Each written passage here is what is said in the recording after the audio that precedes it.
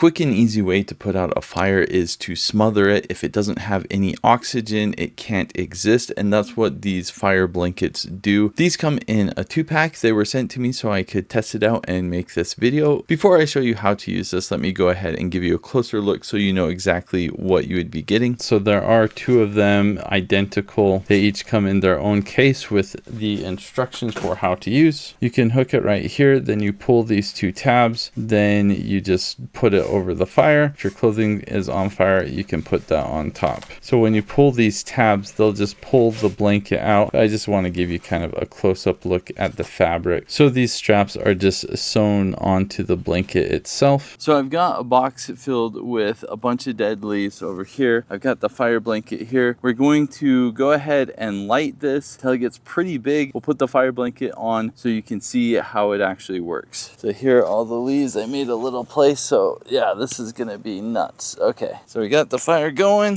Should start taking off in a bit. Here is the fire blanket here. We got a big fire going. This is just gonna smother it. So you probably couldn't see that. From my end, I could actually see the fire underneath. You can kind of hear some of the stuff going on, but there is a bunch of smoke coming out from underneath. It put it out right away. All it is smoke now. Just completely smothered the whole thing. Nice and smoky, and stinky.